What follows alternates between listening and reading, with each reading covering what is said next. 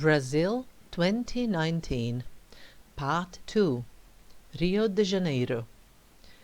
Then we went to the beach that belongs to Botafogo quarter, but it was in fact not used as a proper beach at all. It was clear to me why when I got to the edge of the water. The water seemed almost greasy and muddy, since there is a large marina with boats in that bay. Admittedly, on the large beach I did see a couple of people sunbathing, and that was it. I could not understand it, how they could lie there, since it seemed incredibly hot to me. But coming to this beach was still absolutely worth the effort and enduring the scorching sun on account of the stunning view at Sugarloaf. I went back to a bench in the shade where Sneža patiently waited for me, and then we both went to Copacabana. I'm thinking of the quarter here. There we found a tourist information office and got a few very good maps, as well as some information that was quite useful. To start with, we asked if there were any tours visiting favelas, but they told us in a rather discreet tone of voice that, quote, this was not the right moment to visit favelas, unquote. I guess this was supposed to mean that the police was on the defensive again and they could not ensure the conditions safe enough for tourist visits.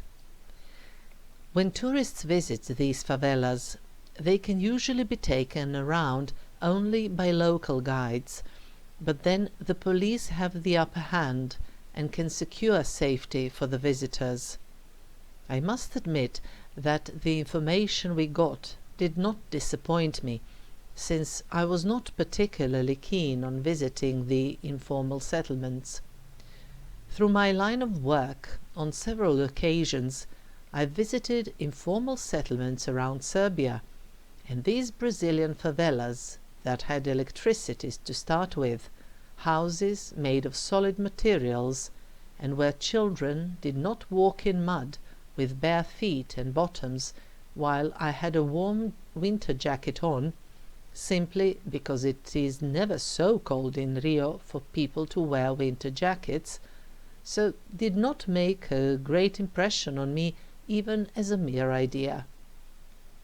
Admittedly, these places are visited in Serbia, and there are certainly many, many more of them in different parts of the world, were completely visitor safe, so I guess they are not, if I can say, exotic enough for courageous and well-off tourists to speak later on about how they visited and looked at them and took photos of their residents. What I was interested in was a visit to Corcovado. This is a mountain on the top of which there is the statue of Christ the Redeemer.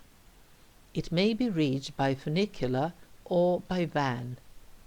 We were given a recommendation to go there by van, and this also seemed easier to do since they left from just a few hundred meters away from that tourist information office.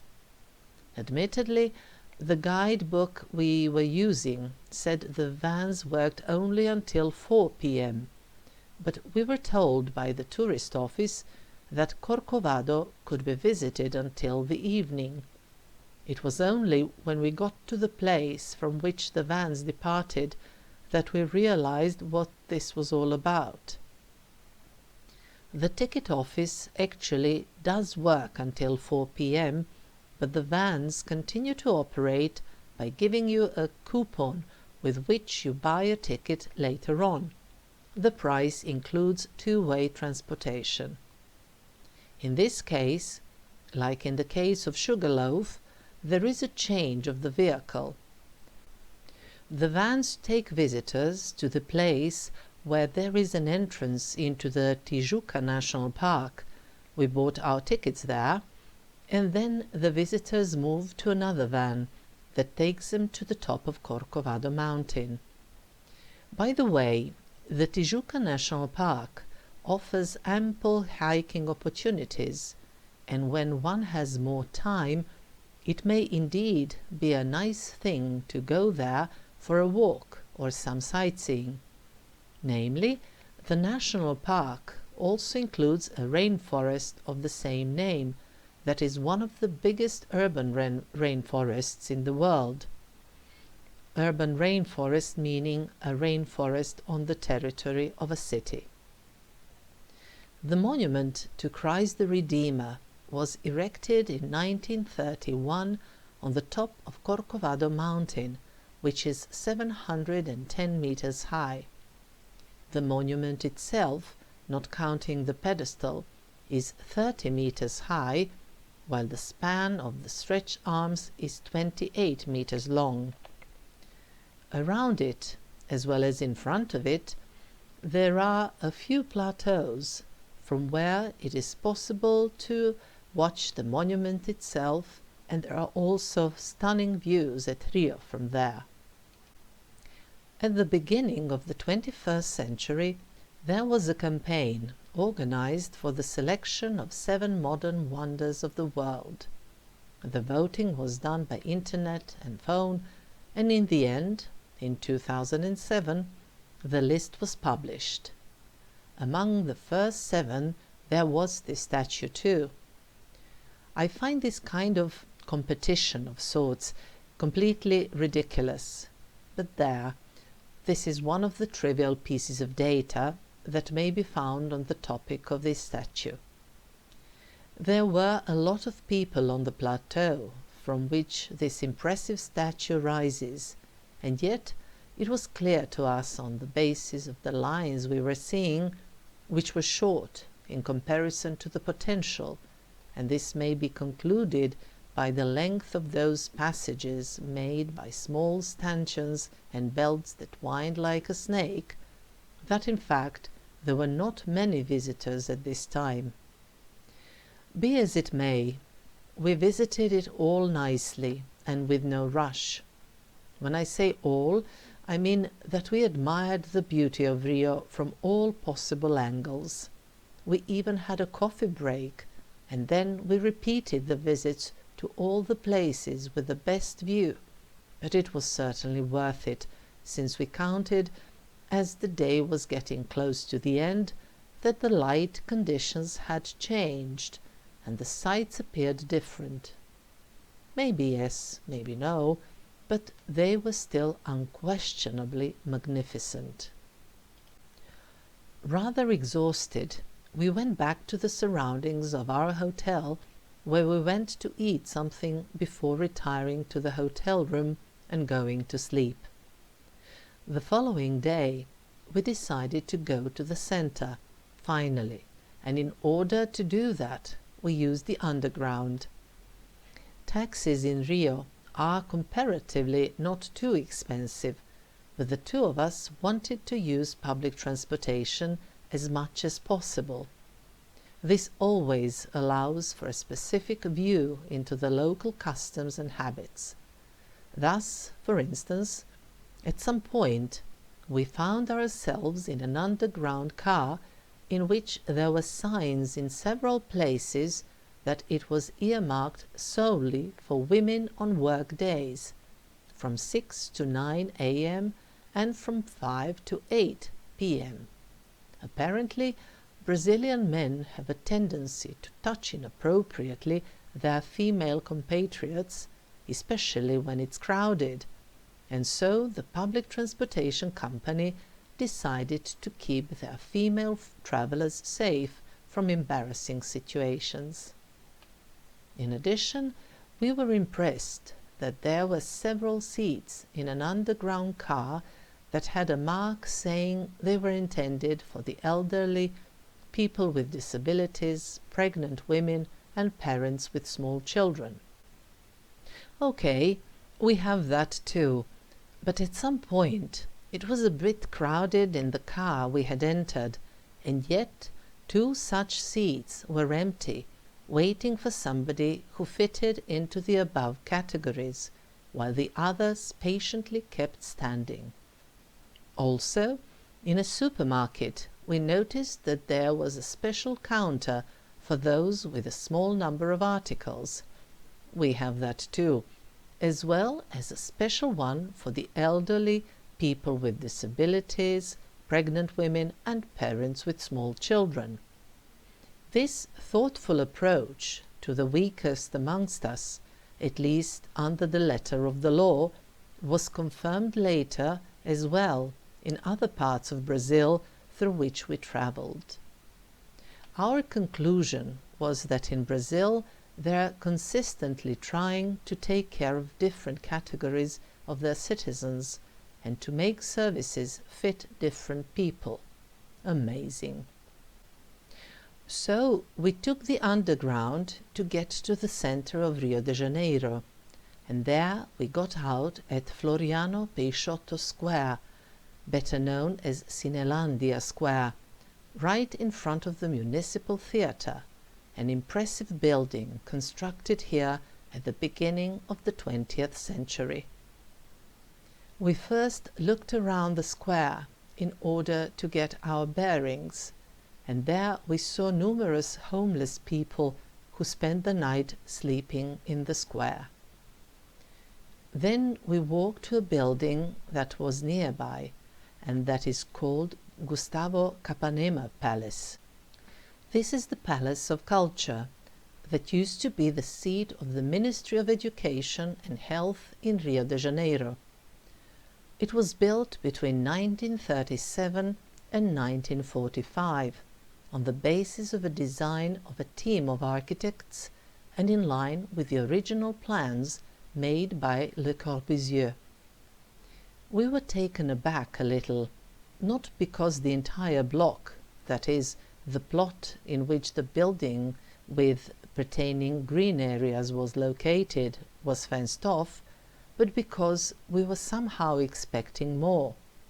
Why more? Well, because this building is in the UNESCO's tentative heritage list. Still, this is probably due to the fact that the two of us do not know much about architecture and its history, because this building is in the said list precisely as the first attempt of the modern Brazilian architecture. As such, it later had a decisive impact on all the significant architectural endeavors in Brazil, and by God, there were a lot of them. Since it was fenced off, as well as closed, we could neither see the green gardens around the building nor the murals in the interior. Apparently, all of that is very important.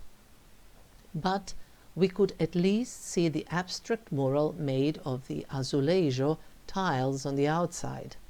Better something than nothing. Then we walked over to Carioca Square, where we first made sure we got good orientation, since we knew we had to get back here. To start with, we went to see the Church of St. Francis of Penance, which is adjacent to the convent of St. Anthony. The 17th century church is known for its opulently decorated gilded interior, but there was a mass at the time we were there, so we did not stay for too long and simply continued to walk around the neighborhood. Passing by numerous shops, we reached the Royal Portuguese Cabinet of Reading. Under any normal circumstances, I do not visit libraries on my journeys, but this one is something special, and is considered one of the most beautiful libraries in the world. Unfortunately, we could not go in, since it was Saturday and the library was closed. Opposite the library, I noticed a house behind which there were modern buildings made of concrete and which had certainly seen better days. This was certainly not a unique building in Rio in this position, but often when I see an aged house anywhere, I remember a comment of my dad, who once said to me when we were passing by one such house in Belgrade, "Imagine how the people who moved into the house when it was first built must have been happy. Soon we reached the church of St. Francis of Paula, and we stopped by there. I found the church particularly impressive on account of its wood carving. Then we continued with our walk and went to a square by the Imperial Palace that used to be the seat of the Portuguese rulers in Brazil. There were numerous stalls in the square, and it seemed there was an antiquity fair going on. It was a Saturday, and there were very few vehicles and even people in the streets of the commercial center, except here in the square and in the street leading to the Maritime Museum, where people sold all sorts of trinkets either on stalls or exhibited on the ground. We did not stay here for long either, but opted to follow a street that led through a passage.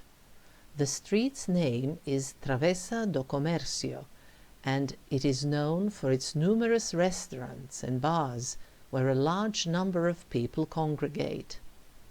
At the time we got there, and it was just past noon, a few restaurants were still getting ready to welcome their guests for lunch. However, we decided to get refreshed just by taking a coffee or something similar, and by chance chose a restaurant that did not seem particularly attractive from the outside, but once we went through its front part and to the back one, it could be seen that the back section was made in the place where there used to be a house.